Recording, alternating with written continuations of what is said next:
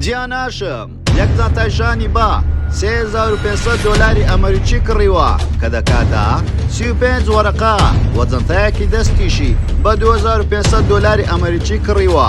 لە ئێستادا نرخی ڕیکلامەکانی گەیشتۆتە $1 دەفتەر و بەرەو سەرەوە. بۆچی لە ئێستادا لە سناپەکانی بە کوردی کەم قسە دەکا؟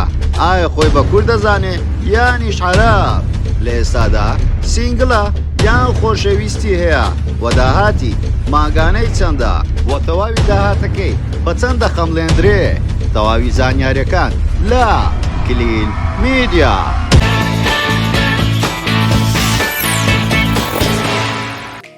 سڵاو لە کلیل میدیاوە دووبارە گەڕاینەوە لاتان بە بابەتێکی زۆر جیاواز. پێشەوەی سیر ڤیدیۆکەمان بکەیت لایک و کۆمنت و شێر بینەتەوەروەها سەبسکرایبی کەناڵەکەمان کۆزان گۆڵەکەشدا بگرە بۆ ئەوەی تۆی خۆشەویست یەکەمی کەسبی کە بابەتەکانمان ببینی. ئەوەروە سناپشاتەکەشمان ئاد بکە بە ناوی کلیل میدیا بۆ ئەوی ناوت بستە نێو تیر و پشکەوە بوی بە خاوەن خەڵات. جیان هاشم خانمەش و خوشەنگەکەی دیاری نێو سۆشیال میدیا هەم لەلایەن کورد و هەم لەلایەن عەرەبەوە ناسراوە و فانش ئێکجار زۆری هەیە لە سۆشیال میدیا. جیان هاشم لە یەکی ساڵی 1990 لە شارە جوانەکەی خانەقین لەدایک بووە بەڕەگەز کوردە و هیچ پەیوەندێکی بە عەرەبەوە نییە، بەڵام هەر لە منداڵیەوە لەگەڵەوان ژیا و بۆیە زمانی عەرەبی باش و هەر لە منداڵیەوە چەندین وڵاتی کردی و ئاوارە بووە لەسەر کوردایەتی، بۆیە زمانی کوردەکەی لە سەرەتادا باش نەبوو، بەڵام لە ئێستادا باشە. جنتایەکەی جیان هاشم ئەو جنتایە دەنگدانەوێکی ئێکجار زۆری بەدوای خۆی دەهێنا لەناو سۆشیال میدیا لە چەند ڕۆژی ڕابردوو کە گوایە ئەو جنتایە بە نرخێکی ئێکجار زۆر کراوە و هەروەها زۆر گرانبەهایە. بۆیە ئێمەش سێرجمان کرد لە ئینتەرنێت ئایا بزانین ئەو جنتای جیان هاشم کڕیوێتی بە چەندە؟ دانەیەکیان نرخی $3,500 کە دەکاتە 35 وەرەقە و جنتایەکەی تریشی نزیکەی $2,500 و هەردوو جنتای نزیکەی 6 وەرەقە لە جنتا سەرفی کردووە و خەڵکێکی زۆر پێیان سەیرە ئەو جنتایانە بۆچی ئاواگرانن، بەڵام ئەو جنتایانە لە مارکە لیز ڤیتۆنی ئەمریکیەوەروها خەڵکێکی زۆر دەزان ئەم مارکەیەکی گرانبەهایە و نرخێکی گەلک زۆرە.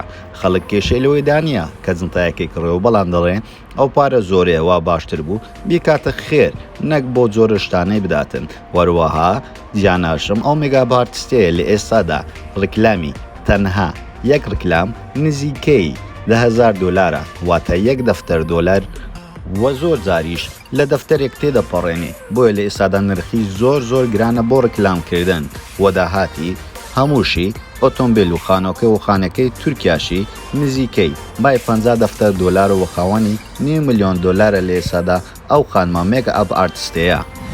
جیان هاشم باری سۆزاری چۆن بەڕێ کردووە؟ جیان هاشم بازەوە دەکاتن من یەکەم شوم لە تەمەنێکی منداڵ بوومە، لە تەمەنی 15 بۆ 16 ساڵم کاوسەرگیریم کرد. ئەو کاتە زۆر شتم نەدەزانی، بۆیە چەند ساڵێکی کەم لەگەڵ هاوسەرەکەم مامەوە، دواتر لێکتری جیابووینەوە. بەڵام منداڵێکم هەیە کچێک، ئێستا لە لای باوکی دەژیتن و زۆربەی جار لەگەڵ منداڵەکەشم قسەی دەکەم. ئەو دەنگۆیانە دوورە ڕاستی کە من ئاگاداری منداڵەکەمی و باوکیشی زۆر باشی چاوی لێ و زۆر لە من باشتر بەخێوی دەکات، بۆیە زۆر لێ ڕازیم. جیان هاشم لە هاوسەرگیری یەکەمی بەو شێوازە باسی دەکە، دەڵێ بۆیە لێ جیابوومەوە.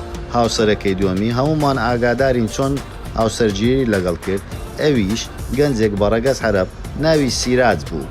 ئەم گەنجەیە لە زاری خۆی جیان هاشم دەڵێ ئەم گەنجێ تەنها بۆ پارە و ناوبانک منی هێنا، بۆیە زۆری نەخەیان. ئەم گەنجەیە بەهۆی چەند هۆکارێکەوە لە جیان هاشم دەدا.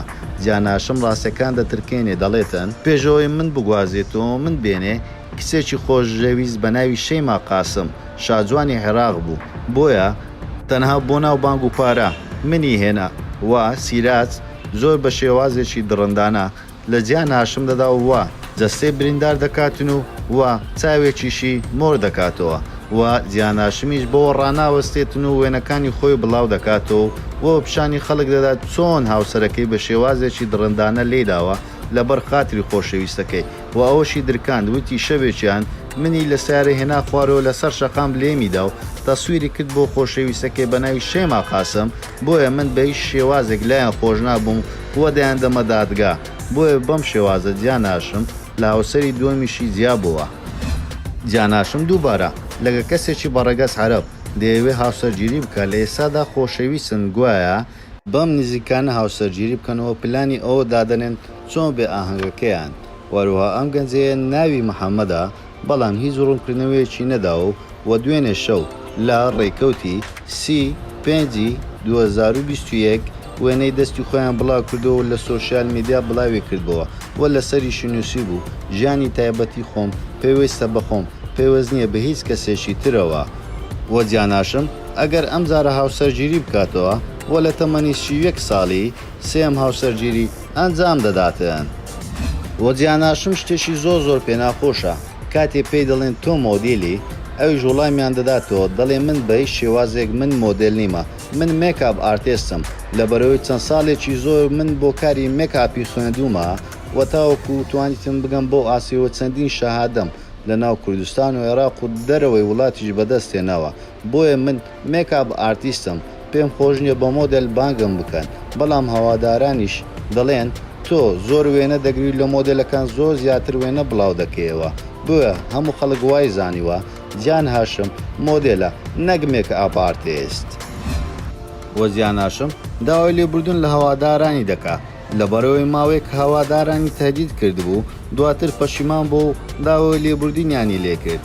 چۆن گیان هاشم کەوتوتەوە حالەتە لە کاتێک لە سەرەتای دەرکەوتنی گیان هاشم هەموو خەڵک پێیان دەگوت تۆ عەرەبی نازانی بە کوردی قسە بکەیت بۆ ئەویش لە لایڤی ڕاستەوخۆدا زۆر تووڕە دەبێت دەڵێ من چیتر بە کوردی قسە ناکەم و من قسەی تر دەکا بەڵام دواتر سار دەبێتەوە داوای لێبوردن لە هەوادارانی دەکا دەڵێ ببوورە ئەو کاتە من لەسەر زۆر هەڵچوو بووم بۆیە ئەو قسەیان کردووە.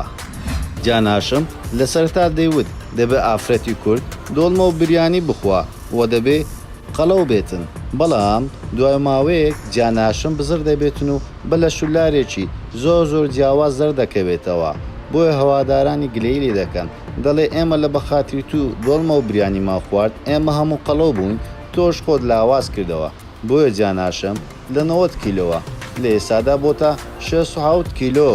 واروەها گیان هاشم دەڵێتن بۆیە پێویستە ئێستا هەموو ئافرەتێک لە شولاری ڕێک بێتن و بە شێوازێکی جوان بۆ ئەوەی بتوانێت جلوبەرگ لەبەر بکاتن و من جلوبەرگە کۆنەکانم هەموو بەخشیەوە بە هاوڕێیەکانی خۆم بۆیە ئیسفادە لێ بکەن و باز لەوەش دەکاتن دەڵێ من لە بە خۆشی خۆم زەعیف نەکردوتەوە و من زۆر نەخۆش بووم بۆیە پێویست بوو من ئەم عەمەلیاتە ئەنجام بدەم بۆ ئەوەی بتوانم لە شولارێک و ساتێکی تەندروستم هەبێ. ماوەیەک پێشێستاکردنەوەی ساڵۆنی خۆی ڕاگەیان گیان هاشم بەڵام چەند ڕۆژێک دواتر ساڵۆنەکەیان پێداخست وتیان ئەوراقەکان تەواو نییە بۆیە گیان هاشم هاتە دەنگ و وتی بۆ هەموو کەسێک دەتوانێت ساڵۆن بکاتەوە تەنها من ناتوانم بۆیە لە کۆتایی دەرچوو خەڵکێکی زۆر دەیانگوت گیان هاشم خاوەنی ساڵۆنەکە نەبوو تەنها ڕکلامی کردووە. زۆر سپاس هاوڕێیان بۆ سەیرکردنەوەی ڤیدیۆکەمان و پێتان خۆشە ئەم جارە لەسەر چ بابەتێک یاخود لەسەر چ کەسایەتێکی تری بە ناوبانگی کوردستان ڤیدیۆ دروست بکەین ئەو بۆمان لە کۆمنت بنووسن واروەها لایک و کۆمنت و شێریشتان لەبیر نەچێتن و سەبسکرایب کەناڵەکەمان بکەن و زانگۆڵەکەشدا بگرن بۆ ئەوەی تۆی خۆشەویست یەکەمی کەسبی کە بابەتەکانمان ببینی واروها سناپچاتەکەشمان ئاد بکەن بە ناوی کلیل میدیا بۆ ئەوەی ناوتان بچیتە نێو تری و پشکەوە ببن بە خاوەن خەڵات هەموو کات لەگەڵتانین لە کلیل میدیا.